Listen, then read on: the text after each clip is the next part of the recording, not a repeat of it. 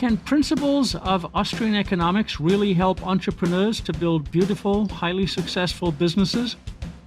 Bob Luddy has done it, and he tells us how. This is the Economics for Entrepreneurs podcast. Entrepreneurs are economic heroes. They improve others' lives with preferred products and services, innovation, and value. We offer you the knowledge and tools to make your entrepreneurial journey a successful one by building a beautiful business.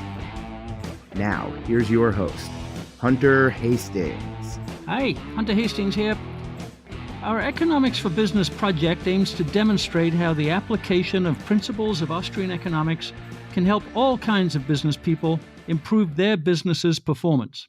Owners, venture-funded entrepreneurs, small business management teams, mid-sized business management teams, corporate teams, in innovation and organization design and HR and marketing and sales and finance and general management.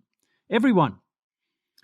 Let's highlight a business of $500 million in revenue, over 1,000 employees, and one of Inc. magazine's fastest growers.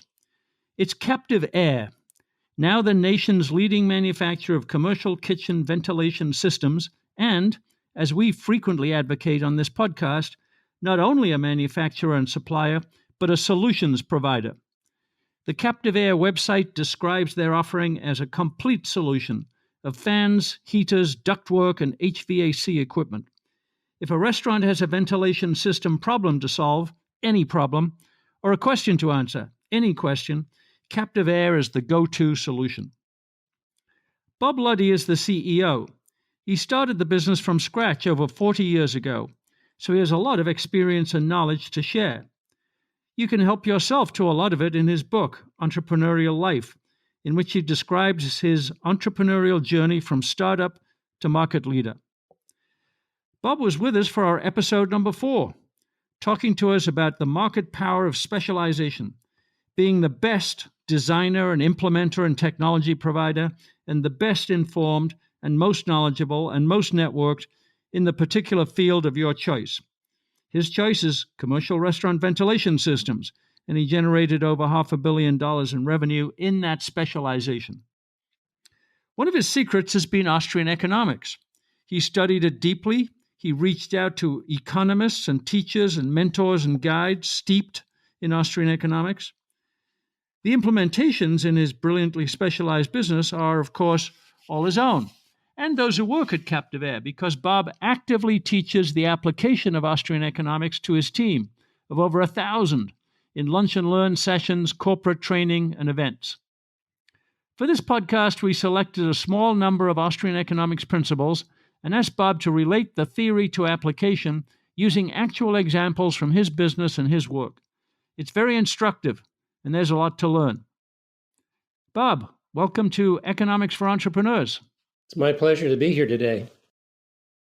Well, you were our guest very early in episode number 4. You talked to us about specialization, which is important for entrepreneurs, obviously, choosing your specific target customer and your specialized market and becoming uniquely superior in your offering in that market. You've done that with your company, CaptiveAire.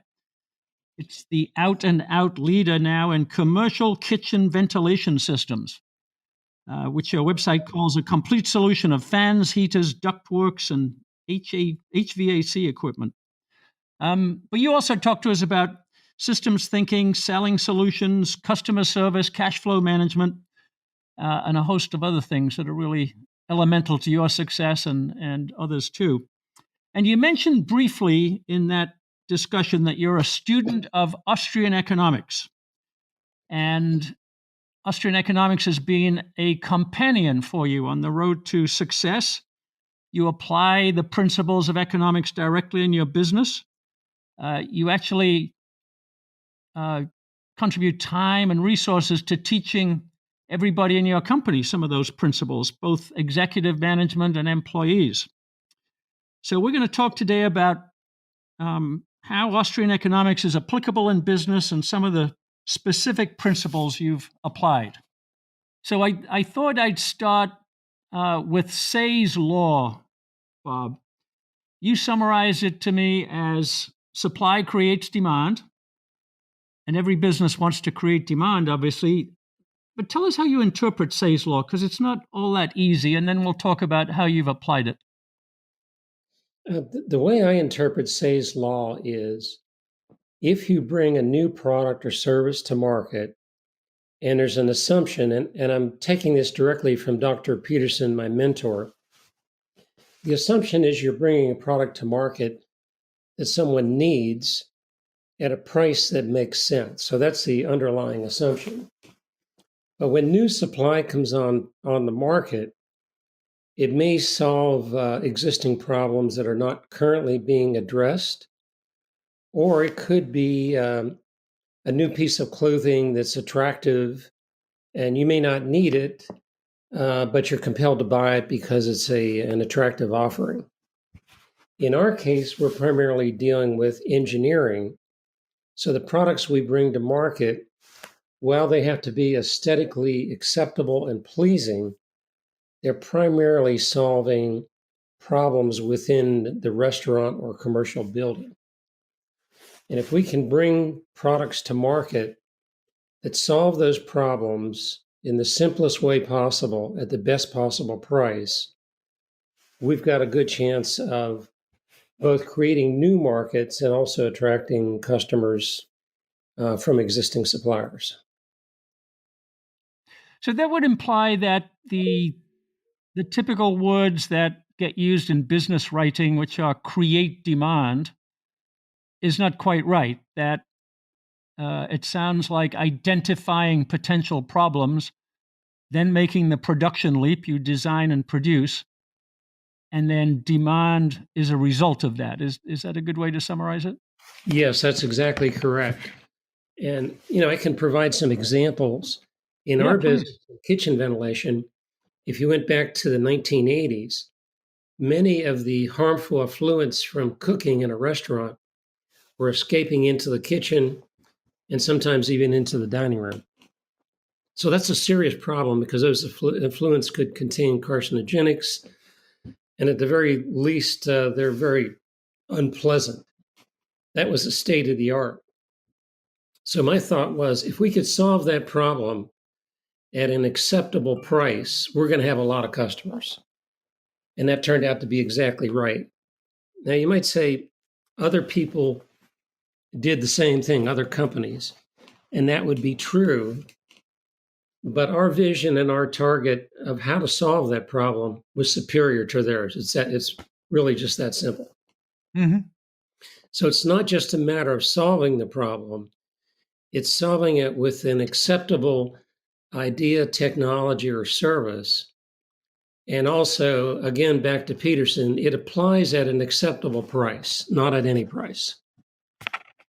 Right. But you've got to produce, right? You take that entrepreneurial risk that you've identified the problem correctly, you've designed a solution correctly, but you've got to produce before you create the market result or you create the reward. Yeah. Yeah, I can give you countless examples of competitors that had some methodology of solving the problem, which we deemed to be either deficient or actually didn't solve the problem.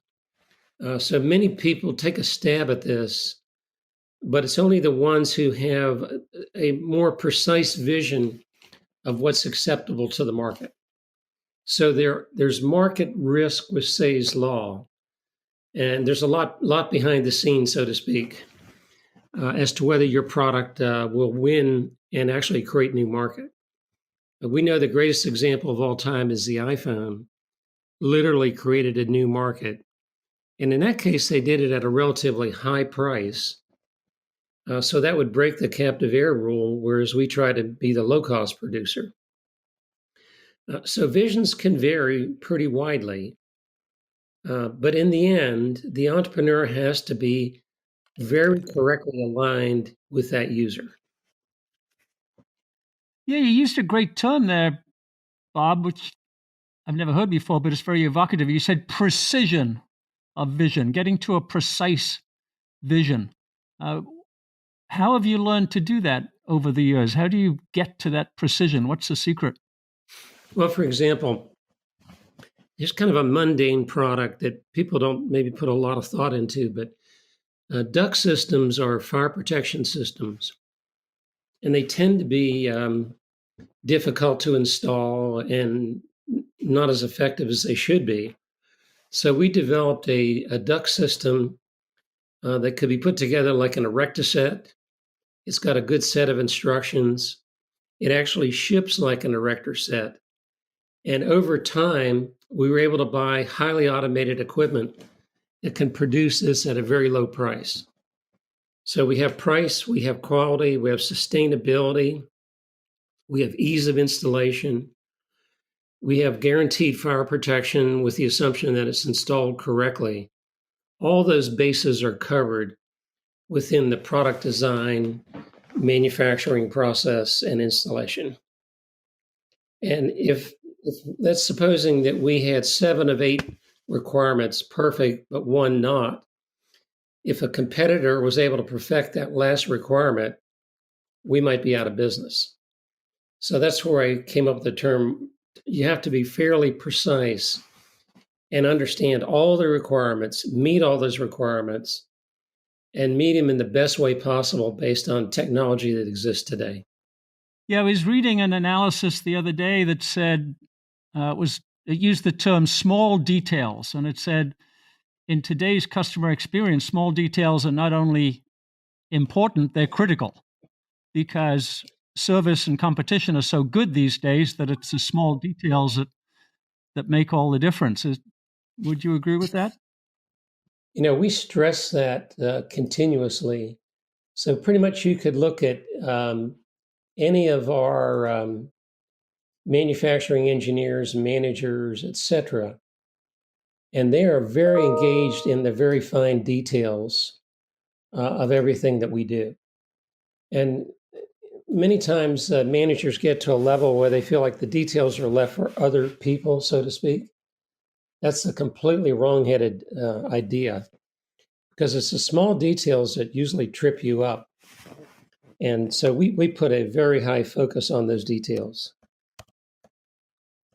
And in all that process, when you're talking about production and design, Bob, what's the role of feedback from the customer? Is that something that's going on all the time, or is it something you actively go out and collect with a piece of research? How do you feel about customer The way that feedback? we do that, first we do our research to ascertain what the problem is. Then we determine how we're going to solve it. And then once we put together the product, we put it into what we call a beta. So we go to some select customers and saying, let's install this unit in your restaurant and see if it solves your problem. And then over time, we widen that beta, because as you get a wider beta, you get more commentary, and you can ferret out some nuance that potentially could have been missed. So that we found that to be a very effective process. But keep in mind, in engineering, the end user or the customer they can be very clear as to what their problem is, but they don't know the solutions. So if you are able to bring a solution to them that solves those problems, they're going to intuitively know, is this a good solution, an acceptable solution, or are there some things about it that are not acceptable? So it's very important to get that user commentary, because no matter how brilliant your engineers are or how well thought out your process, nuance is going to be missed. And that brings us back to the point of details are extraordinarily and absolutely important. Mm-hmm. But the feedback is to a beta product. It's not to a survey question or asking an opinion. It may be Yes, at the outset, but you're getting feedback for a product.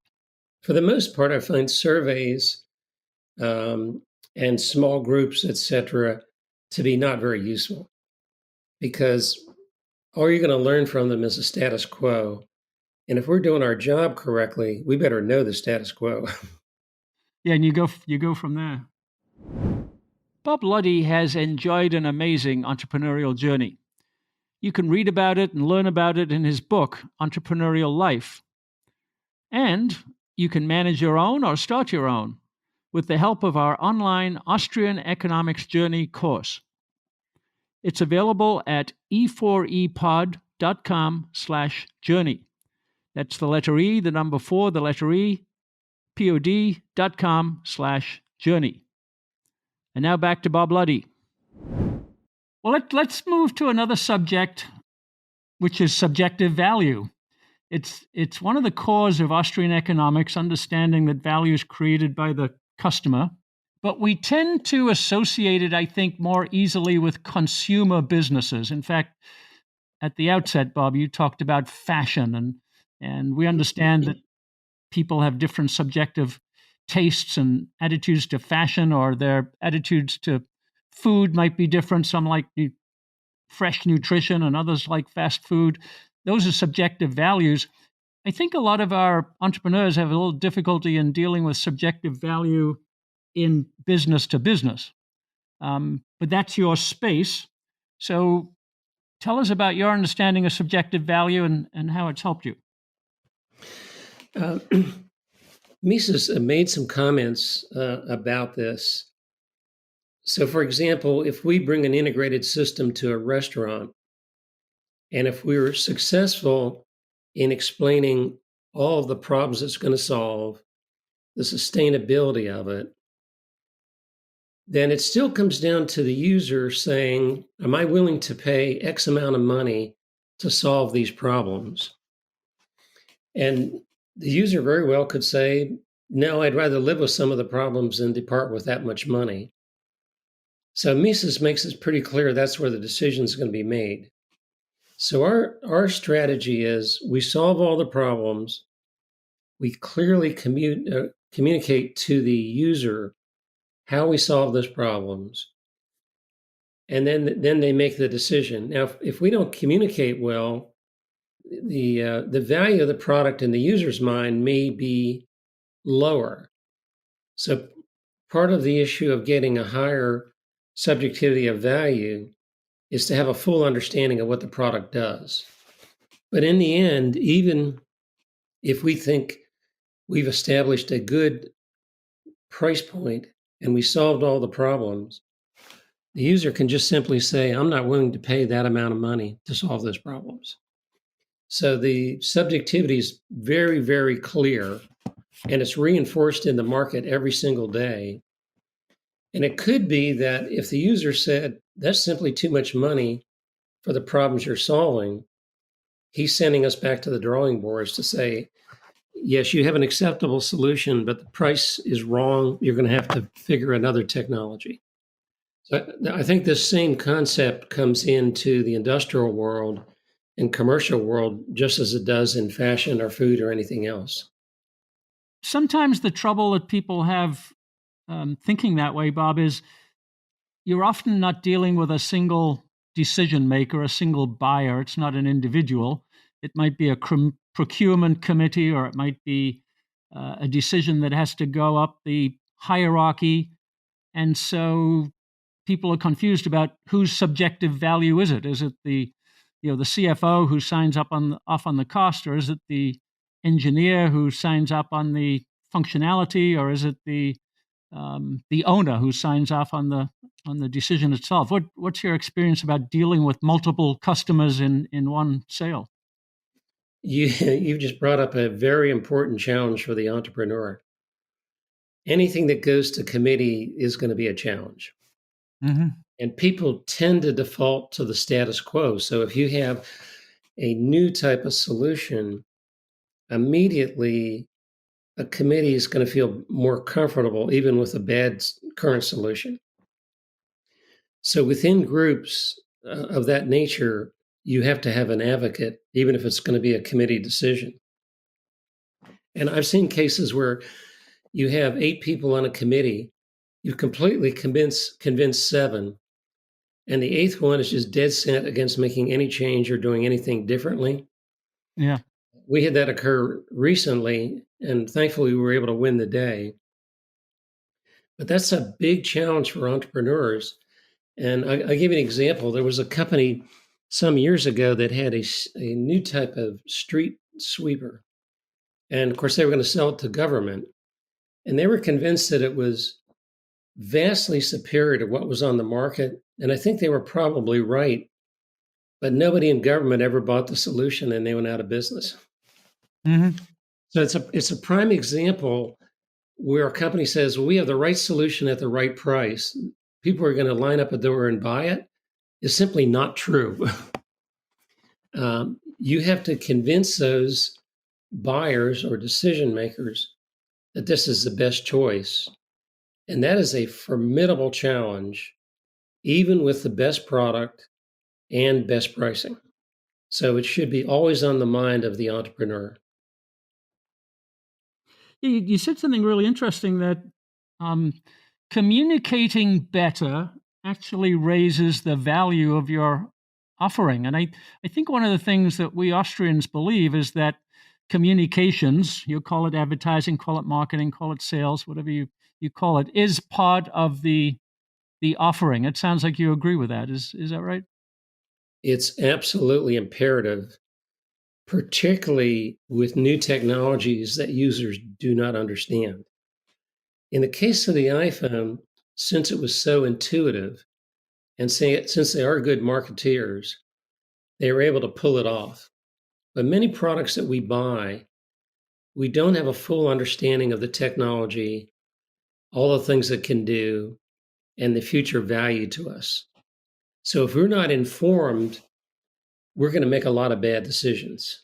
So I think an effective entrepreneur has to be able to communicate with the user what the advantages of this product are and why they should buy it. And failure to do so essentially devalues their product in the marketplace. A quick note.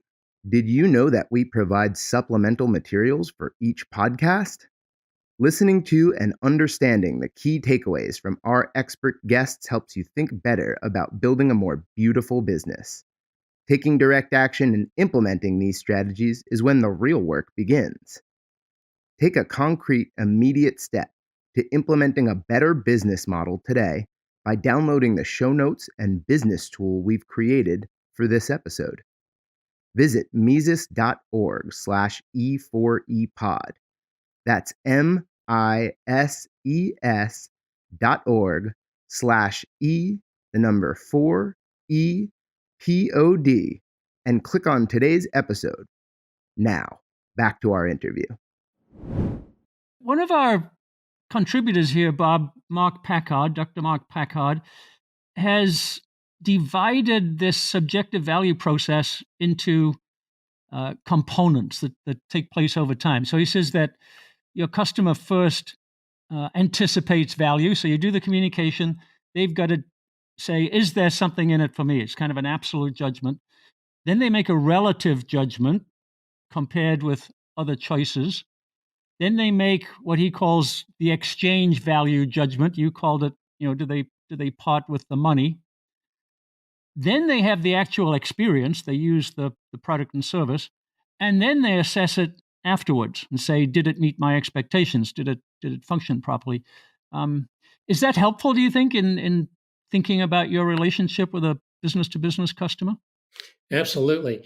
You'll probably notice with a lot of consumer products, when you open the box, there's a little note in there and it says, you just made a great choice. Mm-hmm. So they're continuing to reinforce the value of their product. In that regard, if we hear even the minorest complaint from a user, we take immediate action to make sure that's resolved.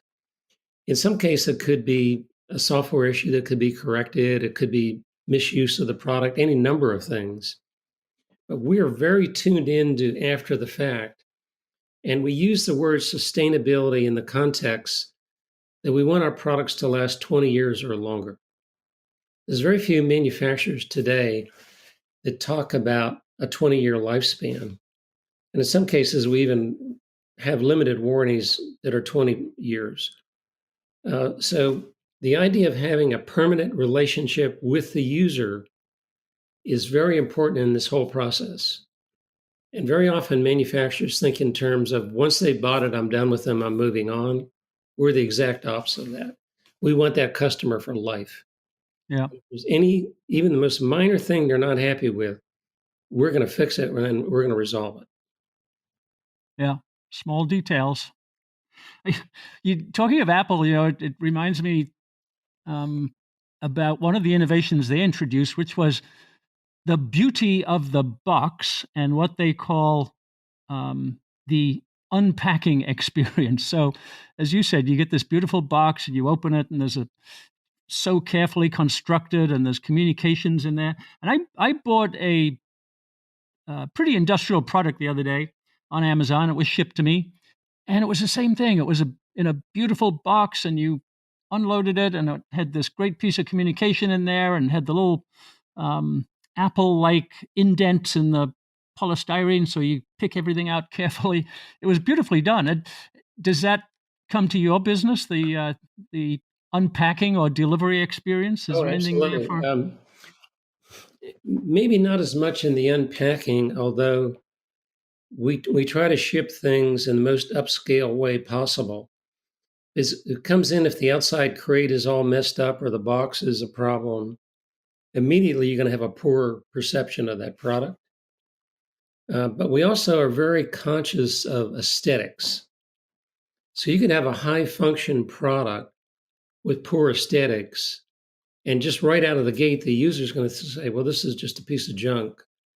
They're going to have a very poor perception of it. So aesthetics count, and you've just iterated how that box counts a lot, even though it has nothing to do with the product. And again, you're pointing to the details. People fail on these details. If you look at very complex systems that we're engaged in, the smallest detail can shut that system down. One short wire out of place can cause a major problem. So if anybody involved with that product is not into the fine details and not executing at a very high level, we're not going to be as successful as we should be. Yeah. So I want to turn next to comparative advantage, Bob. And we've had Dr. Peter Klein and Dr. Per Byland and others on the podcast, and they stress the difference between competitive advantage, I can perform better than my competitor, and comparative advantage, which is something more inherent in the company itself and its leadership. So how do you think about comparative advantage? I think of competitive advantage as essentially ephemeral for the most part. So you can gain advantage, but it's very hard to hold that advantage in a highly competitive market. Mm-hmm.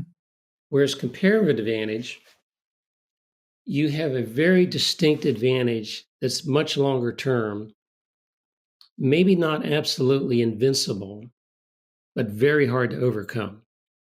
So outside of our field, I would say if you looked at Napa Valley making wine, if you decided you wanted to make wine and compete with Napa Valley, it's going to be a hard way to go. Mm-hmm. In our case, over time, we've been able to develop both design technologies, techniques, automated equipment, software. And when you marry all those things together and you integrate them, we gain a major comparative advantage that's very hard to overcome because it's not one thing, it's many things. And they're all well thought out and have been developed over a number of years. Whereas a competitive advantage is something that can be, again, ascertained and overcome in some period of time. Mm-hmm. So you can gain these advantages, but they're going to be ephemeral.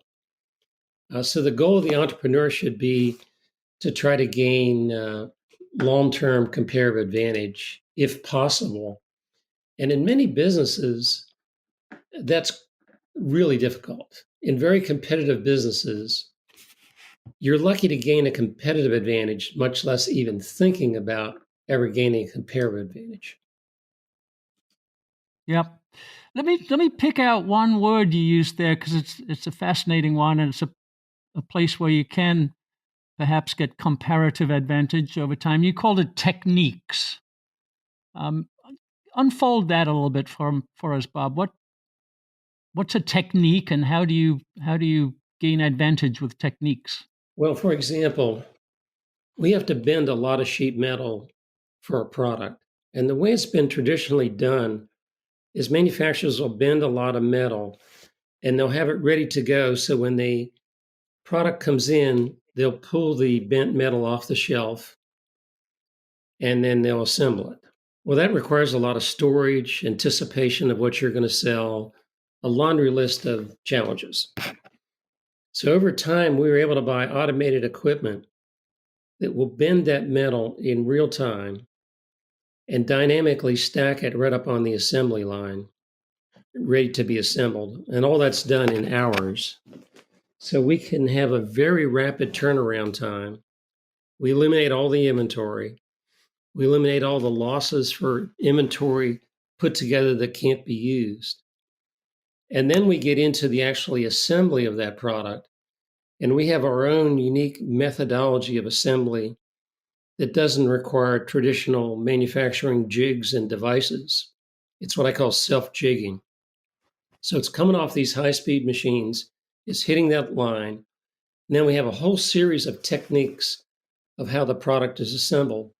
So in a matter of hours, it's at the end of the assembly line, ready for checkout, and it's going to be shipped. All that has taken many, many years to develop. But that gives us a very strong comparative advantage. It's not easy to overcome. And many companies have tried it, but they don't get all the details right. And they may miss some important steps. So it's very hard to replicate. So I would consider that more of a comparative advantage. And do you design your way to those techniques on a drawing board kind of thing, Bob, or do you just work your way towards them through trial and error and learning? How do techniques? Actually, it's both. Yeah. So we design our way through, initially design, we build prototypes, we revise the design, and we get that product ready for a production process. But once we get in production, we find components that aren't as sustainable as we wanted. We find a better technique. We may find a component that we could design better. So it's in a constant state of renewal, looking for, again, a better way to do it. We call it Kaizen from the Japanese word, continuous improvement. Mm-hmm. So our engineers are very connected to those assembly lines, and they're also very connected to the field, primarily through software, which is being fed to them all day long. Any minor problems they're aware of, and they're working on to fix them. So yeah, our whole team is totally engaged in that process. Yeah. One of the techniques I know in Kaizen or continuous improvement is to identify what the Japanese call waste. Either wasted time or wasted effort or wasted energy, and then you eliminate the waste. Is that part of the process? Absolutely. That waste could be human waste, time, could be components, could be any number of things. And that's constantly that we're working on that process. And our design engineers and our manufacturing team, they're all on the same team, and they're working very closely together. Even though we are a radically decentralized company, we're tied together with software, with visits, with telephones. So we function like we're all in the same building, but in fact, we're all over the country. Is the software feeding back from operating machinery in the restaurant, or from inspections and people, or both? All the above. So we get inspection reports. We have real-time data being fed from restaurants that will give us any aberration in performance.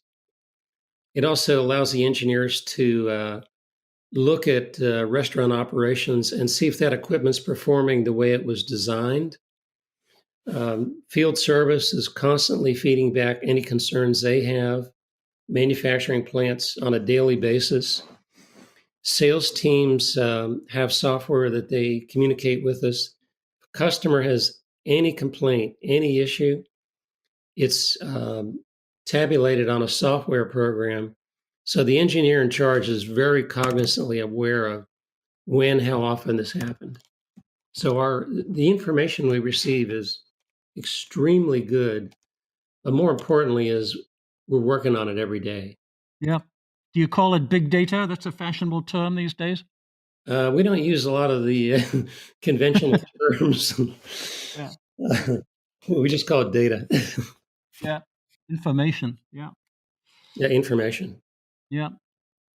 So I've got one more item on my list here, and that's opportunity cost. Bob, you said that that's one of the concepts that you apply. I know that I personally have a little bit of difficulty in thinking of that through application. I understand that the concept is that any choice that, say, your customer makes has an opportunity cost, which is they reject something else or they don't take another course. That sounds a bit theoretical. How does it apply in your business? Well, I'll give you an example. We bought a makeup air company in the year 1999. And these companies and the controls for air coming into the building, being heated or cooled, there tended to be a lot of customization from engineering, sales reps, customers. And that customization requires an enormous amount of engineering. And it's fraught with problems because you buy a new component, you don't know if it's going to work under the right terms and conditions. There's endless number of problems. So we decided in 1999 we would move toward what we call high standard. So we would make a very high standard product that would suit 95% of all users. And there's flexibility within the ordering software to customize, voltage and phase and certain aspects of the product, but it's all done in software.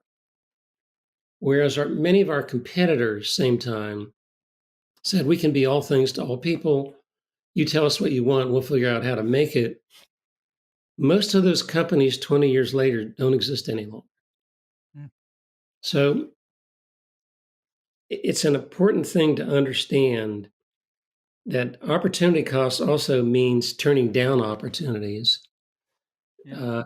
Getting the best utilization out of your human resources possible, making the most sustainable solutions, which are going to save time and money over a period of time. And companies tend to get these things wrong. So we're more in the range of what we call a category killer. We make 10 major categories of products. To keep those products at the right price, at a high level of performance and sustainability, requires all of our time. So if we divert any of that time, opportunity cost, onto something new, it better be something really important, or we're failing at our most primary mission. And is that an active piece of analysis, Bob? Every time you look at something like that, a new opportunity, you also look at the downside, you look at the opportunity cost. Do you actively make that, A-B decision? Absolutely. Every single time. Okay. So opportunity cost is an active process for you. Yes. And it's, entrepreneurs, you've heard the term serial entrepreneur, which I don't like the term. I think it's very bad because we've been at this business for 44 years. And while we're really good, we're not as good as we want to be after 44 years. So what does that tell you? That you always keep going. There's always ways of improving.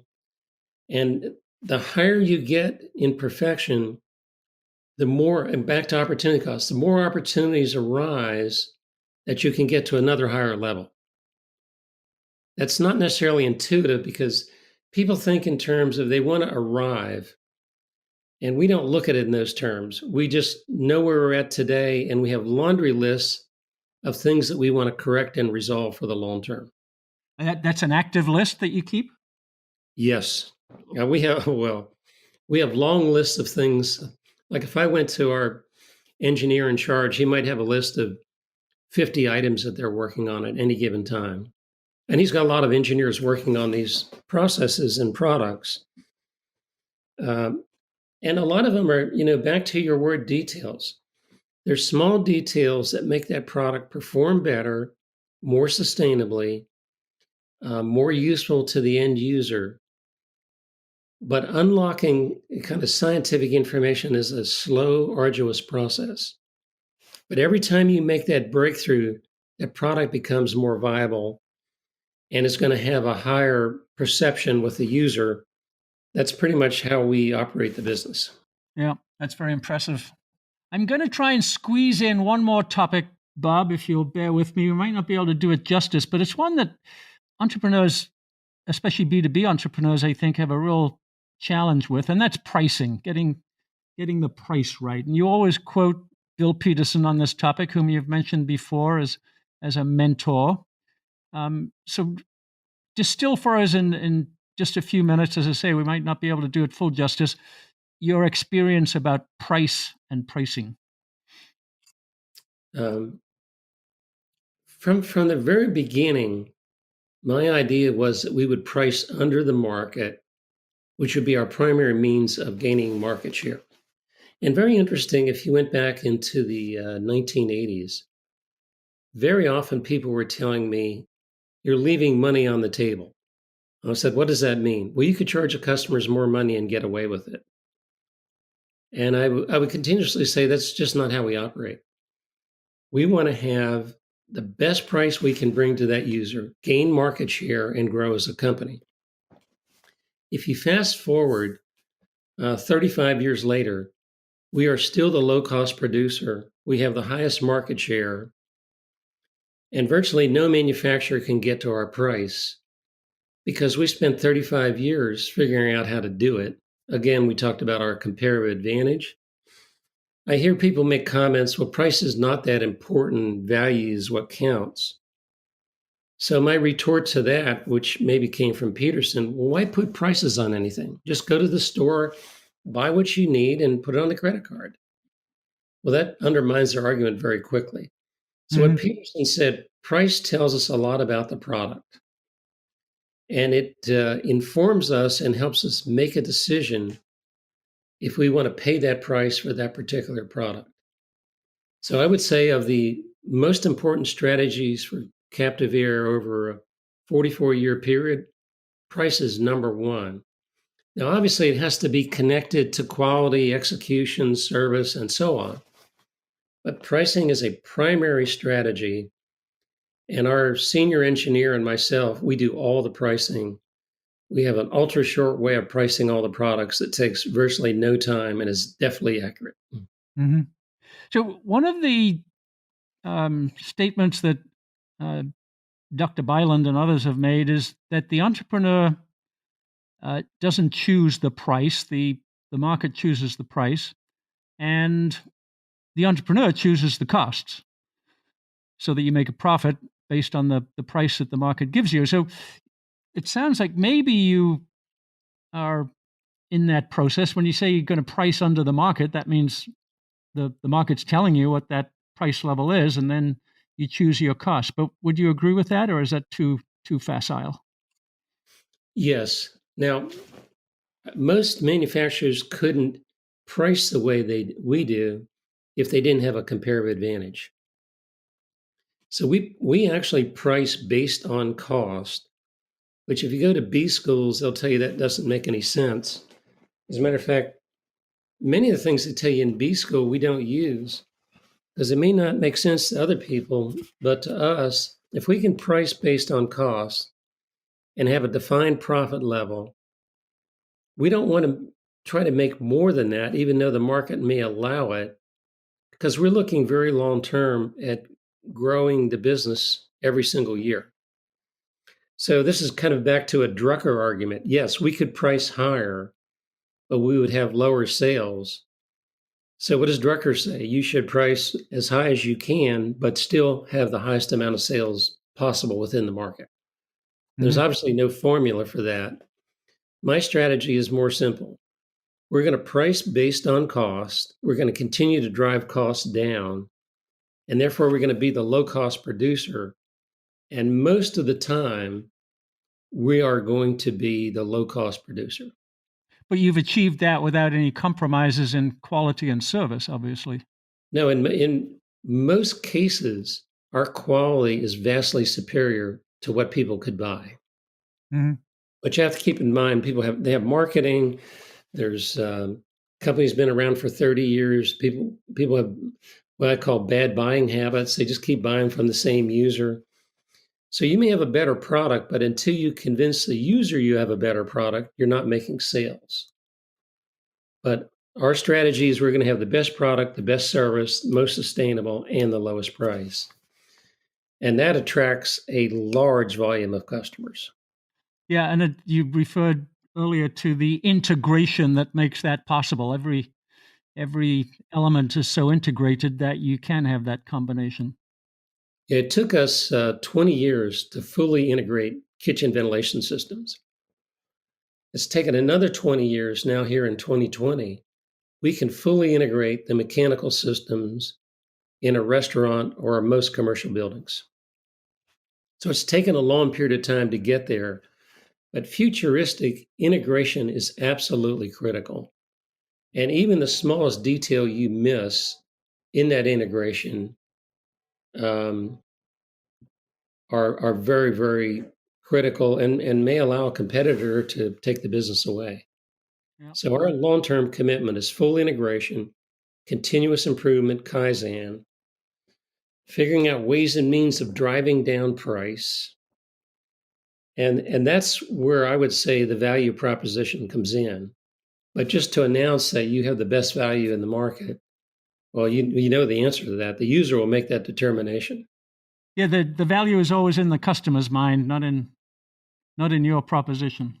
Absolutely. I think manufacturers and developers and all people get that very confused. They think in terms of absolute value. We think in terms of subjective value. Yep. Yep. And that puts a burden on us. We have to convince the user, and we have to be right to begin with, that this is the best value they can buy in the market today.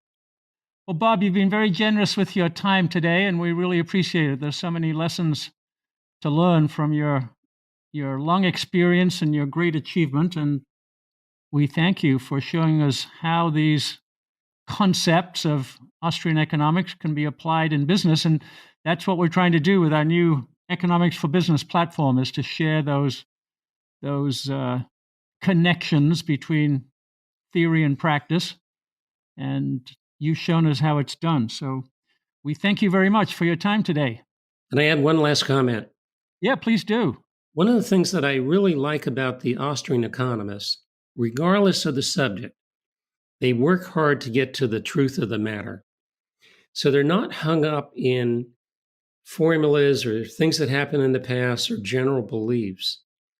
They're looking for the truth and the best methodology.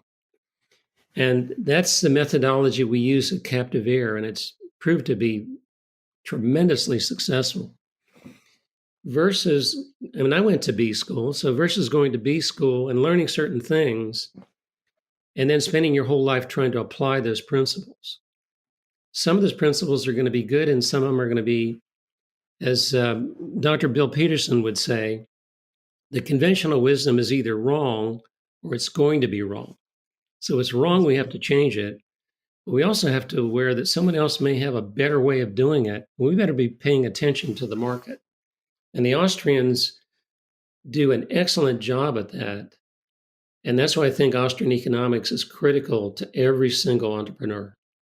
Yeah, we've developed this tagline for our project, Bob. We call it "Think Better, Think Austrian." So that's our. I love it. That's it.